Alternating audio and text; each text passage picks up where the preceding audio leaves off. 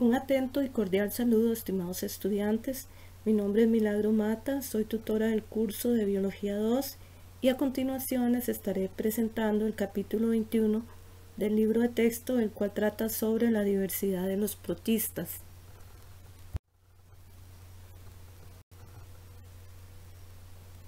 Para iniciar, me parece importante mencionar que los protistas como tal forman un grupo muy heterogéneo. Forman un grupo polifilético. Esto quiere decir que los miembros no descienden todos de un ancestro en común. De allí que sea un tanto difícil o casi imposible mencionar rasgos generales que caractericen a todos los miembros del grupo como tal. Los protistas forman un grupo muy diverso de organismos eucariotas que no se pueden incluir en los otros tres reinos eucariotas que existen: el de plantas, el de hongos o el de los animales. Por eso se dice que los protistas son seres vivos eucariontes que no son plantas, hongos o animales. La mayoría de ellos son unicelulares, sin embargo también existen protistas multicelulares. En cuanto a los que son unicelulares, algunos de ellos pueden formar grandes colonias. Son sumamente variados en cuanto a tamaño. Los hay microscópicos, o sea, aquellos que no se observan a simple vista, hasta algas que tienen varios metros de longitud. Dentro del grupo de los protistas se encuentran individuos autótrofos, o sea, individuos capaces de llevar a cabo el proceso de fotosíntesis, mientras que otros obtienen las moléculas orgánicas para su nutrición a partir de otras fuentes, o sea, son heterótrofos. En cuanto a reproducción, los organismos del reino protista se reproducen principalmente por mitosis, que es aquel tipo de reproducción asexual donde el individuo se divide para producir dos individuos que son genéticamente idénticos a la célula progenitora. La fotografía que vemos del lado derecho muestra una alga verde conocida como micrasterias, estas que se encuentran en etapas finales de su división mitótica. Podemos observar que ambas son idénticas. Muchas especies de protistas pueden reproducirse sexualmente, donde ambos individuos aportan material genético a la descendencia, y dicha descendencia es genéticamente diferente a la de sus progenitores, tal como sucede en todos los organismos que se reproducen sexualmente. Sin embargo, la mayor parte de la reproducción en protistas es de tipo asexual. En realidad, la reproducción sexual se da únicamente de forma extraordinaria, y esto ante alguna presión del entorno, ante escasez de alimento o ante cualquier eventualidad en un determinado momento del año. Dentro del grupo de los protistas pueden darse también procesos no reproductivos. Estos se dan cuando dos individuos combinan o intercambian el material genético a través de una estructura llamada puente citoplasmático. En la ilustración vemos dos euplotes. Estos son dos protistas ciliados, los cuales entran en contacto y se forma una especie de puente o estructura que comunica a ambos individuos y que permite el intercambio del material genético. Con relación a la nutrición de los protistas, existen tres formas. La número 1 es ingerir nutrimentos por medio del proceso de fagocitosis. La forma número 2 es por medio de la absorción de nutrientes del entorno, y la número 3 es mediante el proceso de fotosíntesis. En cuanto a la primera forma de nutrición, conocida como fagocitosis, esta es utilizada por protistas unicelulares que son llamados protistas depredadores, los cuales rodean la partícula de alimento por medio de prolongaciones de la membrana celular. Esas prolongaciones, que generalmente tienen como forma de dedos, se les conoce como pseudópodos. Esos pseudópodos lo que hacen es rodear las partículas sólidas de alimentos y las introducen en el interior de la célula. Como podemos observar en el dibujo del lado izquierdo, vemos en la parte izquierda una partícula de alimento, lo cual está siendo rodeada por esas prolongaciones de la membrana llamadas pseudópodos. Luego esa partícula de alimento pasa a formar parte de una vacuola alimentaria, la cual luego se une a una estructura que contiene enzimas digestivas. La célula toma lo que le sirve y lo que no le sirve lo excreta a través de un proceso de exocitosis, y que es el material no digerido, el cual vuelve a ser regresado al entorno. Del lado derecho vemos una ameba a nivel microscópico con sus prolongaciones muy bien desarrolladas o pseudópodos, que son las que sirven para llevar a cabo el proceso de fagocitosis que les mencioné anteriormente. Entre los protistas depredadores también existe otra forma de nutrirse, y es sobre todo aquellos protistas que poseen cilios que sobre sus cuerpos. Ellos crean pequeñas corrientes de agua que atraen partículas de alimento hacia unas aberturas semejantes a bocas, y esa es una forma de nutrición también de los protistas depredadores. La segunda forma de nutrirse en los protistas es mediante la absorción de nutrimentos del entorno. Los protistas que utilizan esta forma de nutrición pueden ser de vida libre o vivir dentro de los cuerpos de otros organismos, o sea, parásitos. En el caso de los de vida libre, viven en el suelo y otros ambientes que contienen materia orgánica muerta.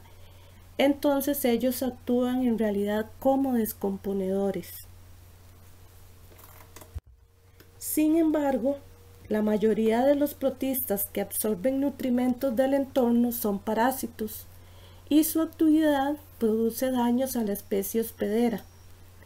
Entre ellos podemos ver el dibujo, la ilustración que está en esta diapositiva con Giardia intestinalis, que es la primera del lado izquierdo, que actualmente se conoce como Giardia lamblia. Este protista produce una infección intestinal en los seres humanos y produce síntomas como cólicos, náuseas, diarreas y entre otros.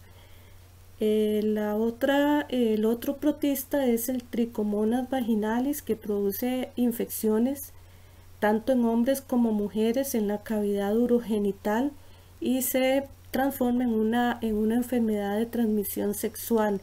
Y así sucesivamente otros protistas parásitos como el Trypanosoma gambiensis, que produce la enfermedad del sueño en África, y la leishmania, que produce leishmaniasis, y así sucesivamente producen enfermedades bastante serias en el ser humano principalmente.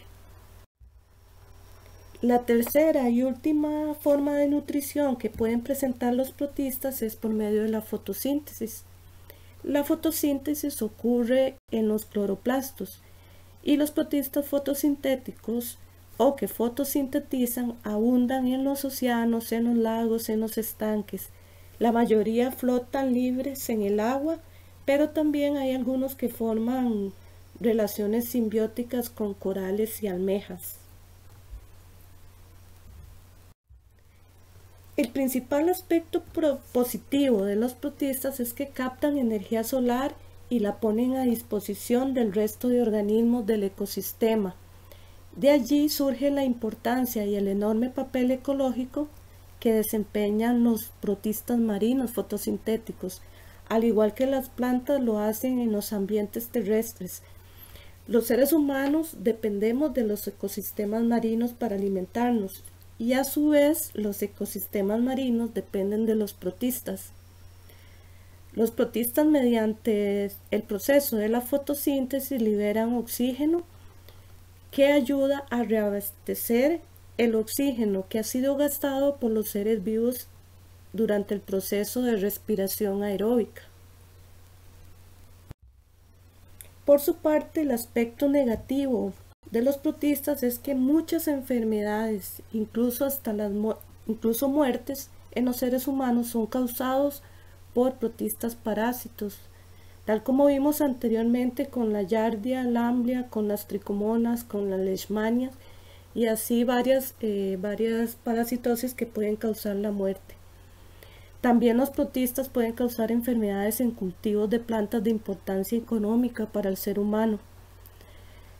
Y algo muy importante es que algunos protistas marinos liberan toxinas que en ciertas épocas del año pueden causar daños severos en algunas regiones costeras del planeta. De manera muy resumida, vamos a repasar los principales grupos de protistas basándonos en el cuadro que se encuentra en la página 371 del libro de texto.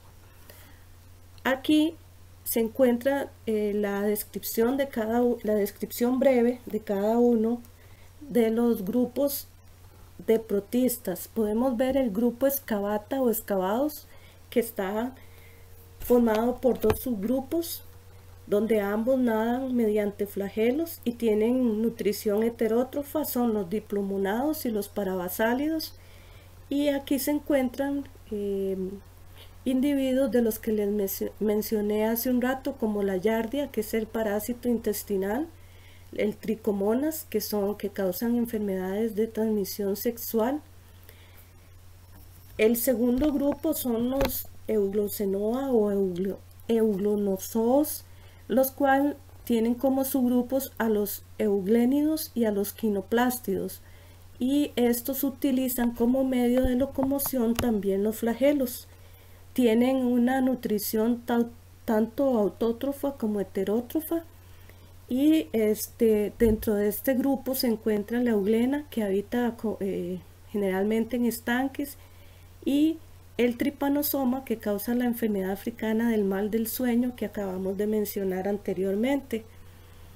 Luego siguen los cromistas o el grupo Stramenopila, los cuales incluyen los modos acuáticos, las diatomeas y las algas pardas. Aquí tenemos como medio de locomoción de los flagelos, y otros se deslizan sobre superficies mientras que otros carecen de movilidad por completo. Los modos acuáticos tienen nutrición heterótrofa, son de consistencia filamentosa, y uno de ellos es el plasmópara, que produce mildiu vellosos. Los mildiu pueden provocar enfermedades también en cultivos de importancia económica. Las diatomeas, que son autótrofas, son fotosintéticas, se caracterizan porque tienen una concha de silicio, y la mayoría son marinas, y el ejemplo es navícula, que tiene una capacidad de deslizarse hacia la luz para poder llevar a cabo el proceso de la fotosíntesis. El tercer grupo de los cromistas son las algas pardas, que carecen totalmente de movilidad, son fotosintéticas, se conocen como algas marinas de océanos templados, y algunas de un género muy representativo es Macrocistes, que forma bosques de algas marinas. Otro grupo son los rizarios. Dentro de esto están los dos subgrupos, los foraminíferos y los radiolarios, que tienen nutrición heterótrofa, tienen como medio de locomoción los pseudópodos. Ambos tienen tienen caparazones de carbonato de calcio y otros de silicio, y algunos géneros representativos son Globigerina y Actinoma respectivamente. En el grupo de los Amoebozoa o amebozoos se encuentran las amebas lobosas, los modos deslizantes acelulares y los modos deslizantes celulares.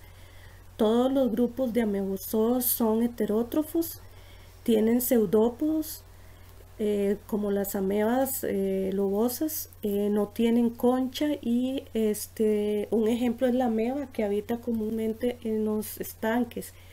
Los mohos acelulares, que forman una especie de una estructura multinucleada que puede tener algún tipo de desplazamiento para poder alimentarse. Una de esas es Fusarium, que forma una gran masa de color anaranjado brillante, y hay modos deslizantes celulares que tienen pseudópodos, y es una masa parecida a una babosa que se arrastra sobre la superficie.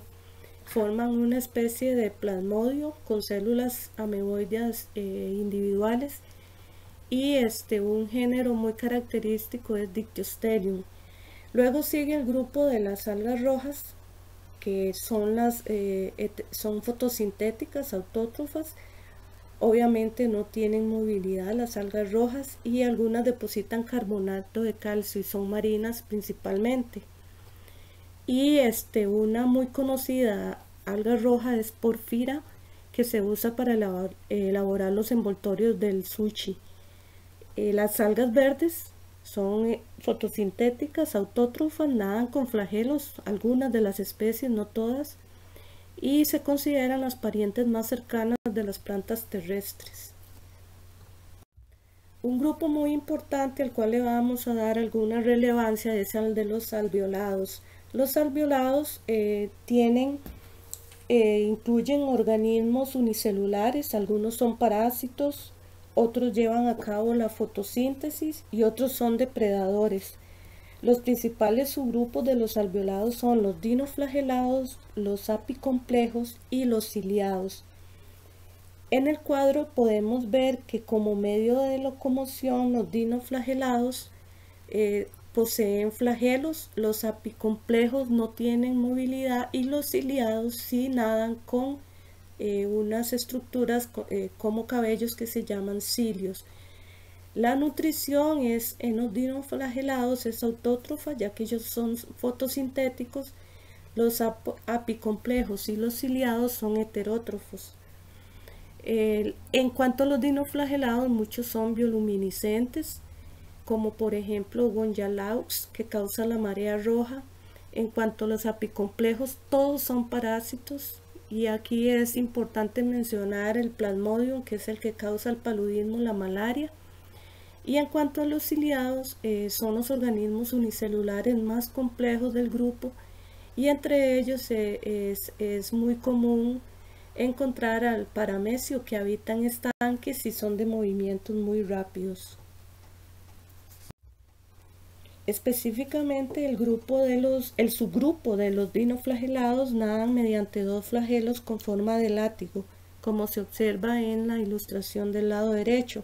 Tienen un flagelo más largo que sale de una especie de ranura, que es el que vemos del lado izquierdo, sale de una ranura, y uno más corto que está en un surco y rodea a la célula, está alrededor de la célula. Algunos están rodeados de una membrana plasmática y otros tienen paredes de celulosa.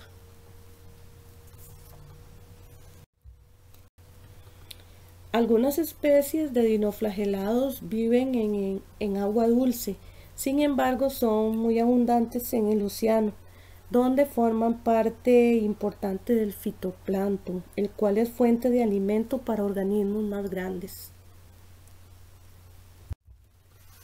Muchos dinoflagelados presentan el fenómeno de bioluminiscencia y producen luces brillantes de color azul verdosas cuando los perturba el movimiento del agua. La fotografía nos muestra ese fenómeno, el cual es de mucha atracción turística y se presenta en el agua que rodea las islas Matsu en Taiwán. La fotografía a la derecha muestra a los dinoflagelados llamados Noctiluca, quienes son los principales responsables de la bioluminiscencia. La conocida marea roja es otro fenómeno producido por los dinoflagelados. Acá lo que sucede es que el agua cálida o algunos cambios en la temperatura, en el pH del agua, hace que se presenten una gran cantidad de nutrimentos, lo cual provoca que se dé una tasa de reproducción explosiva de ciertos dinoflagelados y se acumulen enormes cantidades de ellos. Esto hace que el agua se vea de color rojizo o de otros colores, principalmente rojizo, de ahí que se llame marea roja. Cuando se presenta la marea roja mueren muchos peces por falta de oxígeno. También se mueren por obstrucción de las branquias, ya que se le acumulan gran cantidad de dinoflagelados entre esas estructuras. Esas enormes cantidades de dinoflagelados son de gran beneficio, en cambio, para ostras, para almejas y mejillones que se alimentan de estos. Pero el problema surge porque en los cuerpos de esas almejas, de esos mejillones y demás moluscos que se alimentan de esa gran cantidad de dinoflagelados, tienden a acumularse en sus cuerpos grandes concentraciones de un tipo de toxina nerviosa paralizante, por lo que animales como focas, nutrias, delfines y otros organismos, incluyendo al ser humano, que consuman moluscos con esas concentraciones de esa toxina, se verán afectados severamente e incluso pueden morir. Las mareas rojas afectan la cadena alimentaria y producen un total desequilibrio del ecosistema costero. Estas mareas rojas pueden tardar muchas semanas en desaparecer.